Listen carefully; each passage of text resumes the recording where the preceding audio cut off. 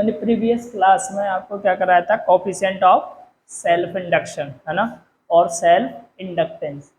तो ये previous class में हमारा टॉपिक हो गया था। अब यहाँ पर देखो, शायद हमने आपको यहाँ तक मुझे याद है कि मैंने इसकी एसआई यूनिट वगैरह भी डिस्कस की थी, ठीक है।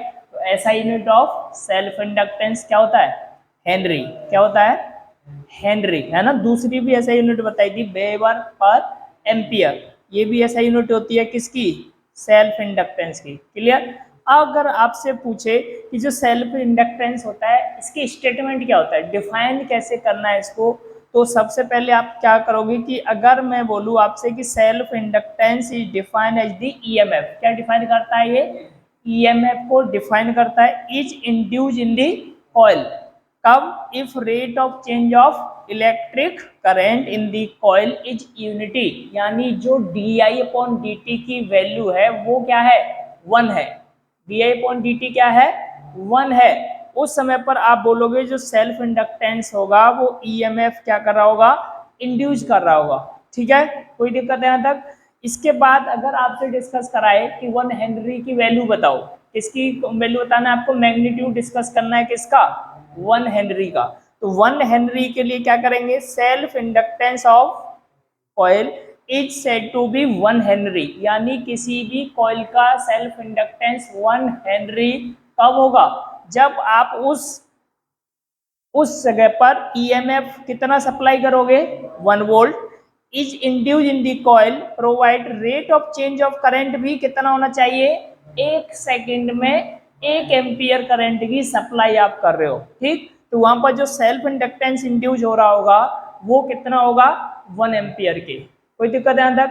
ये होता है 1 हेनरी। और इसी पर हमने एक क्वेश्चन आपके सामने रिप्रेजेंट कर रखा है, क्या, इस क्वेश्चन में शायद आपको दिख रहा है कि if rate of change of current कितना दे रखा है क्वेश्चन में, 4 ampere per induce N EMF of 20 in a solenoid, what is the self inductance of the solenoid. क्या निकालना है आपको, सेल्फ इंडक्टेंस की वैल्यू या मैग्नीट्यूड कैलकुलेट करना है। तो सेल्फ इंडक्टेंस की जो गिवन वैल्यू है वो लिख लो, di/dt की वैल्यू कितना दे रखा है क्वेश्चन में, 4 एम्पियर पर सेकंड है कि नहीं। उसके बाद ईएमएफ कितना दे रखा है, 20। क्लियर। इसके बाद इसको किस में, वोल्ट में कन्वर्ट कर लेना, कितना हो जाएगा, 20 इंटू 10⁻³ वोल्ट। इसके बाद हमें निकालना क्या है, ईएमएफ, क्या कैलकुलेट करना है। तो एक फॉर्मूला हमने प्रीवियस क्लास में पढ़ा है, E इक्वल टू क्या होता है, LDI/dt। L क्या है यहाँ पर, सेल्फ इंडक्टेंस, di/dt क्या है, rate of change of current. तो वैल्यू जो जो गिवन है वो पुट कर दो। अब यहाँ पर देखो, अगर मुझे L की वैल्यू कैलकुलेट करनी है, किसकी वैल्यू, L की, तो अब फॉर्मूला क्या हो जाएगा आपका, E/di/dt, यानी मुझे L निकालना है। तो क्वेश्चन में सबसे पहले आपको ये ध्यान रखना है कि फाइंड क्या करना है, what is the self inductance, क्या निकालना है, मतलब L की वैल्यू फाइंड करनी है। तो ये हो जाएगा E/di/dt। तो E की वैल्यू क्वेश्चन में कितनी है, ये अपने कन्वर्ट कर दी, 20 इंटू 10⁻³ वोल्ट, ये तो E की जगह पर प्लेस कर दिया। इसके बाद di/dt क्वेश्चन में दे रखा है 4 एम्पियर पर सेकेंड, तो यहाँ हमने लिख दिया 4 से इसको डिवाइड कर लो, कितना, 5 टाइम्स। तो यहाँ ध्यान रखना जो E की वैल्यू मिलेगी वो कितनी मिल जाएगी आपको, ये L की वैल्यू, किसकी वैल्यू आपकी, L की वैल्यू मिलेगी आपको कितना, 5 इंटू 10⁻³ हेनरी। कोई दिक्कत है। तो इस तरह के क्वेश्चन हम क्या कर सकते हैं, सेल्फ इंडक्टेंस के लिए सॉल्व कर सकते हैं, है ना। अब आगे, इसके बाद अगला टॉपिक आपका कॉम्बिनेशन ऑफ इंडक्टर्स। क्या है, कॉम्बिनेशन ऑफ इंडक्टर। और कॉम्बिनेशन ऑफ इंडक्टर हमारे 2 तरह का होता है, जैसे आपने रेजिस्टेंस वगैरह के लिए रजिस्टर में पढ़ रखा था, है ना, रजिस्टर को कैसे कनेक्ट करते थे, सीरीज में और पैरेलल कॉम्बिनेशन में। सेम यहाँ पर हम किसको, इंडक्टर को भी क्या करेंगे, आप कंबाइन करोगे, चाहे सीरीज में या पैरेलल में। तो पहला दे रखा है series combination of the inductor, second क्या है, parallel combination of the inductor. तो सबसे पहले डिस्कस करेंगे हम सीरीज कॉम्बिनेशन। अब यहाँ पर सिर्फ आपको इतना ध्यान रखना है, जो काम हमने रजिस्टर के लिए किया था, किसके लिए, रजिस्टर के लिए, वही यहाँ पर भी हमने, यहाँ सिर्फ एक चेंज ये है कि वहां रजिस्टर का जो सिंबल होता था वो दूसरा था, यहाँ सिंबल क्या है, कॉइल फॉर्म में है ना, वायर किस फॉर्म में होता है, कॉइल फॉर्म में होती है। तो यहाँ पर आपने इंडक्टर को कैसे लगा रखा है, एक लाइन में, जब तो आप बोलोगे ये सीरीज में कनेक्ट है कि नहीं। अगर ये सीरीज में कनेक्ट है तो यहाँ हम जानते हैं करंट की वैल्यू दोनों इंडक्टर के लिए क्या होगी, सेम। करंट की वैल्यू बोथ इंडक्टर के लिए क्या होगी, सेम होगी। अगर करंट फर्स्ट इंडक्टर में आई मूव कर रहा है तो सेकंड वाले में भी कितना जा रहा होगा, आई। यहाँ जो वैल्यू अलग होगा वो क्या होगा, ईएमएफ, यानी हर एक इंडक्टर का ईएमएफ डिफरेंट होगा दूसरे वाले इंडक्टर से, ठीक है। तो फर्स्ट का ईएमएफ कितना है, E1, सेकंड का कितना दे रखा है, E2। क्लियर है यहाँ तक। तो इसके बाद अब देखो यहाँ पर हमने जो डायग्राम रिप्रेजेंट किया इसको क्या करेंगे, आप कंसीडर करना है। तो कंसीडर में इस डायग्राम को जब रिप्रेजेंट करेंगे तो लिखा है बी कंसीडर टू इंडक्टर, क्या, बी कंसीडर टू इंडक्टर, उनका नाम क्या है, L1 एंड इसके बाद are connected in series combination, किसमें कनेक्ट किए हुए हैं, and EMF of inductor L1, first वाले का इंडक्टर का जो इंडक्टेंस होगा वो कितना है, L1 है ना, और ईएमएफ कितना दिया हुआ है, E1। इसके बाद दूसरे वाले का इंडक्टेंस कितना है और ईएमएफ कितना है, करंट कैसा जा रहा है, same, passing through the inductor L1 and L2। Clear है यहाँ तक। इसके बाद देखो अब ईएमएफ का फॉर्मूला तो जस्ट हमने अभी पढ़ा है, क्या होता है, माइनस LS DI अपॉन में DT, कोई दिक्कत। इसके बाद आप क्या करोगे, E की वैल्यू निकालो सबसे पहले, किसकी value, total EMF of this circuit, इस पूरे सर्किट का टोटल ईएमएफ क्या होगा। तो अगर हमारे पास दो इंडक्टर दिए हुए हैं, पहला वाला इंडक्टर है L1, दूसरा वाला इंडक्टर है आपका L2, तो दोनों का ईएमएफ अलग है, पहले का क्या है E1, दूसरे का क्या है E2, टोटल करोगे तो क्या करोगे, E1 प्लस E2। तो यहाँ टोटल ईएमएफ की वैल्यू कितनी हो गई आपके पास, E1 प्लस E2। क्लियर। इसके बाद ईएमएफ का फॉर्मूला हम यहाँ वैल्यू हमारे पास है, E1 कैलकुलेट कैसे करना है, तो इंडक्टेंस पहले वाले का कितना है L1, तो L की जगह क्या पुट कर दोगे, अब करंट सेम है तो DI/dt तो यही रहेगा। This is equation number second, है ना। इसके बाद अगर मैं दूसरे इंडक्टर का क्या निकालू, ईएमएफ, तो ईएमएफ हमने रिप्रेजेंट किया E2 से, किससे, तो E2 इक्वल टू क्या हो जाएगा, माइनस L2 DI अपॉन में DT। This is equation number third. Clear.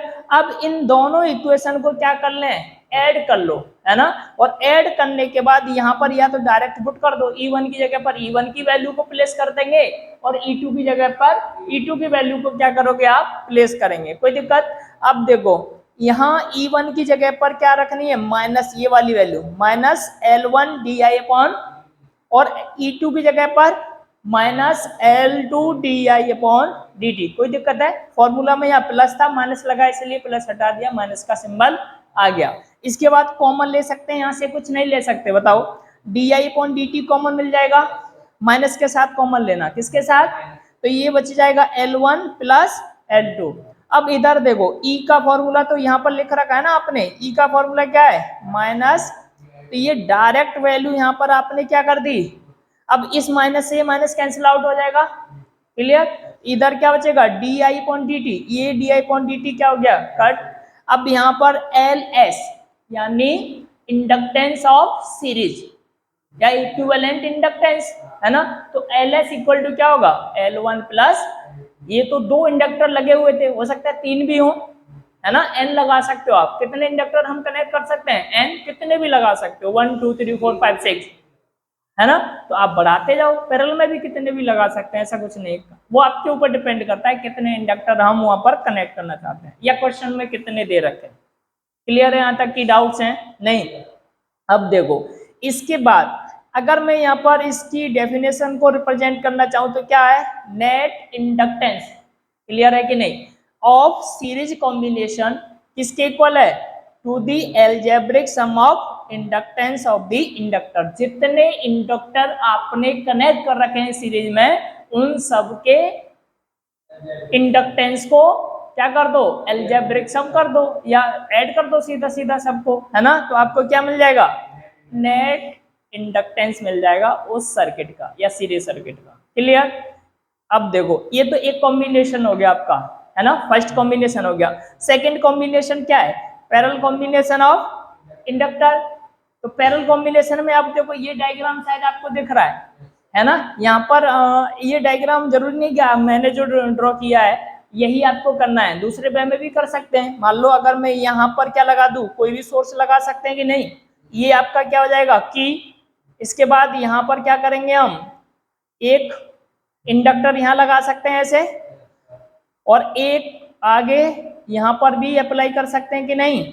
तो दो इंडक्टर हो गए, दोनों कैसे हैं, पैरेलल कॉम्बिनेशन। तो ये डायग्राम भी बना सकते हैं ऐसा, या ऐसा बना लो। अब देखो करंट की सप्लाई यहाँ से हो रहा है, इधर जो करंट जाएगा, ये करंट कितना जा रहा है, सर्किट सोर्स से करंट की सप्लाई कितनी है, आई।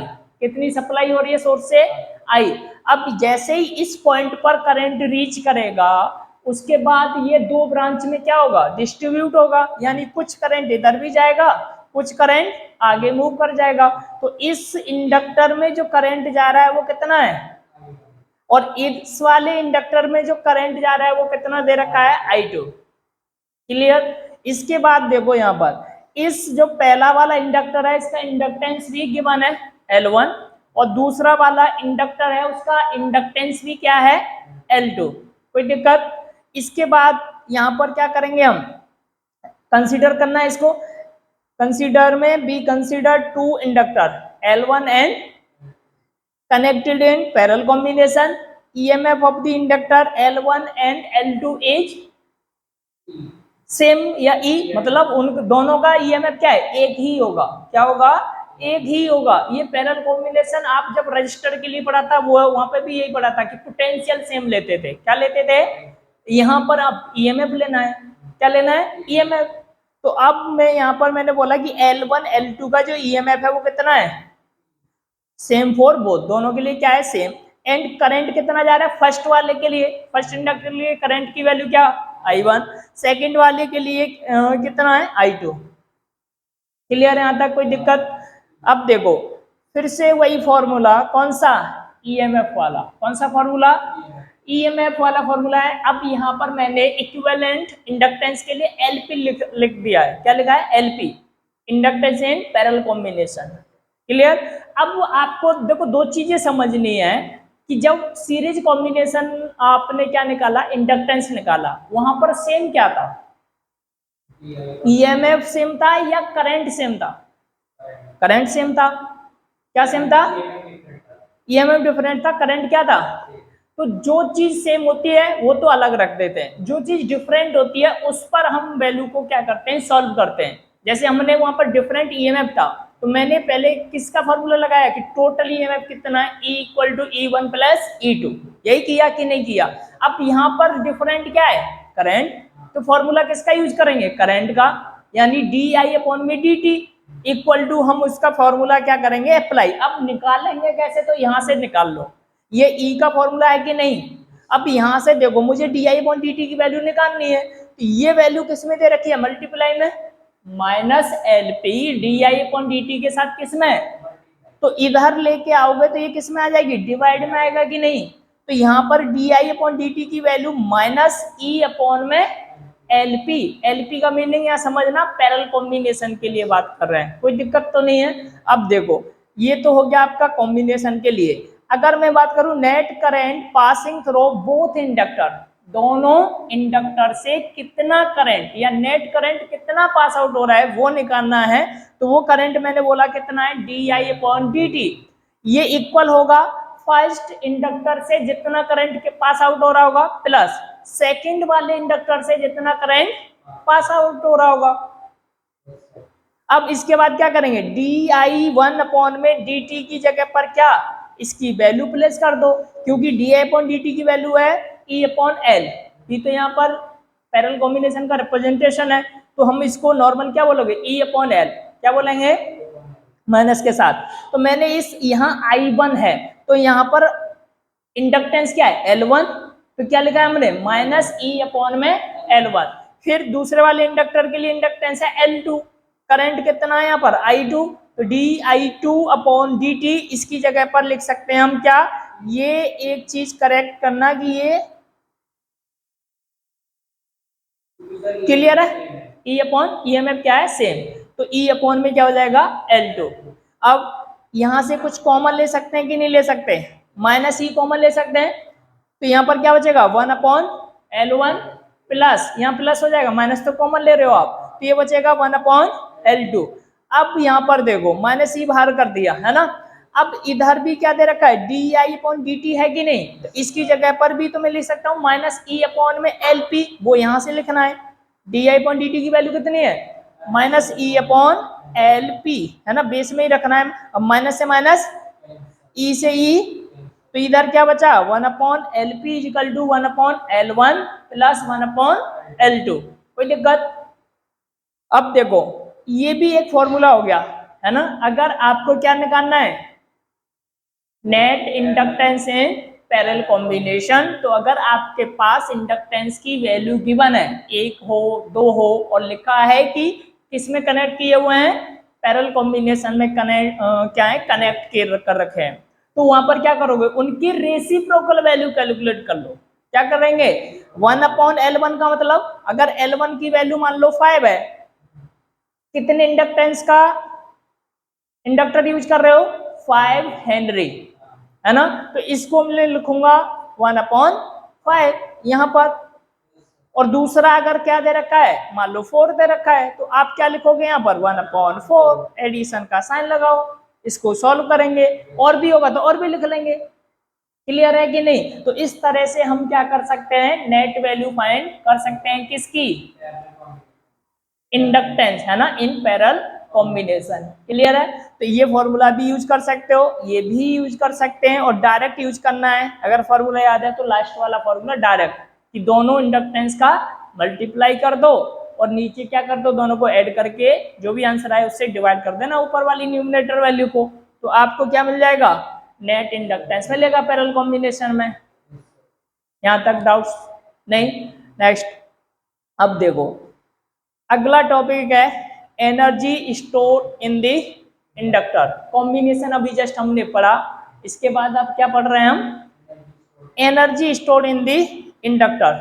ठीक है, तो ये इस तरह के क्वेश्चन आप हमेशा याद रखना, जब भी क्वेश्चन इंडक्टर का स्टोर में आ जाए, है ना, कि एनर्जी स्टोर करनी है किसी भी चीज में, जब बात एनर्जी की होती है तो आप हमेशा इस बात का ध्यान रखेंगे, कहीं ना कहीं वर्क डन की बात करनी है आपको, किसकी, कि क्यों किसी भी चीज में बिना वर्क डन के एनर्जी स्टोर नहीं हो सकती। ठीक है, तो वर्क डन निकालना है, सबसे पहले क्या डिस्कस करेंगे, वर्क डन की बात करेंगे, तो उससे पहले कुछ चीजें जो रिप्रेजेंट करनी होती है, कंसीडर बोलते हैं, कि कैसे कैसे आपने किस चीज को डिफाइन कर रहे हो और क्या क्या आपके पास गिवन है। तो यहाँ पर देखो कंसीडर एन इंडक्टर, क्या लिया है हमने, विच हैव इंड्यूस ईएमएफ, यानी एक इंडक्टर लिया जिसका इंड्यूस ईएमएफ कितना है, ई, इस, है ना, when magnetic flux is change, अगर जब आप इंडक्टर का फ्लक्स क्या कर रहे हो, चेंज कर रहे हो, देन ईएमएफ क्या होगा, इंड्यूस, उसके बाद ईएमएफ इंड्यूस होगा, and magnetic field is B, फिर and EMF is induce in small time, ये किसके लिए होता है, स्मॉल टाइम, क्योंकि टेम्परेरी होता है ना ये, जैसे ही कॉइल से मैग्नेट को अलग करोगे तो फिर से वो क्या होगा, हट जाएगा, तो ये शॉर्ट टाइम के लिए होता है, वो टाइम कितना है, शॉर्ट बोलो या स्मॉल बोलो, T, and rate of change of flux with induce EMF is induce in form of, किस फॉर्म में, एनर्जी की फॉर्म में, है ना, और work done store in the form of, simple बात वहीं पर आ गई, वर्क डन पर, कहां पर, वर्क डन, यानी स्टोर करोगे तो आपको क्या करना पड़ेगा, काम, वर्क डन करना पड़ेगा।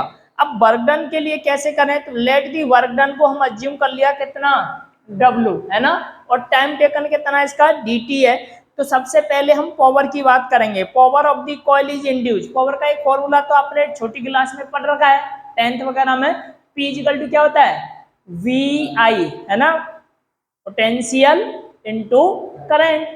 अब यहाँ पर देखो पोटेंशियल यहाँ ईएमएफ के टर्म में होगा, तो हम V की जगह क्या ले सकते हैं, EI, ये मिल गया पावर। अब देखो एक और फॉर्मूला अपने पढ़ रखा है, बताओ जरा, पावर का फॉर्मूला क्या होता है, वर्क डन अपॉन टाइम, तो वर्क डन को लिखते हैं DW से और टाइम को किससे लिखते हैं हम, अब dt को इधर ला सकते हैं कि नहीं, तो यहाँ से वर्क डन इक्वल टू क्या हो जाएगा, क्लियर है। अब P की वैल्यू आपने ऊपर निकाल रखी है कितनी, EI फाइंड कर रखा है ना, तो आप क्या करेंगे, आप इस P की जगह पर क्या पुट कर दिया, EI है ना, इनटू में DT।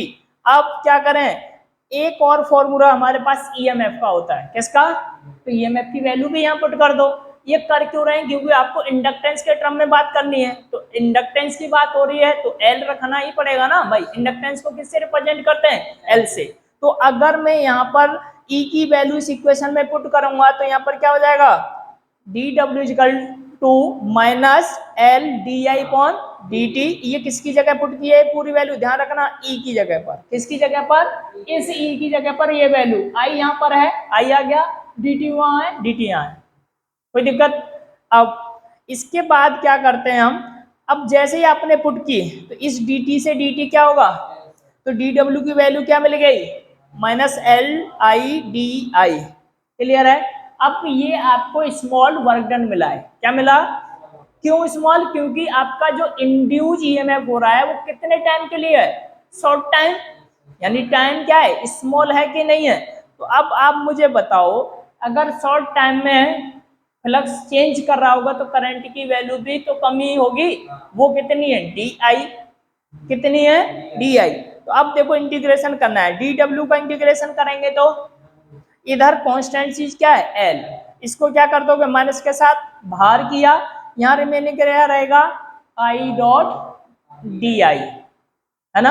अब इसका इंटीग्रेशन कर दो, जैसे हमने प्रीवियस क्लास या उससे पहले आपको बता रखा है इस तरह का, है ना। तो x की power n into D x हो, इसका इंटीग्रेशन आपको करना हो तो कैसे करते हैं, x की power n plus one upon में n प्लस वन।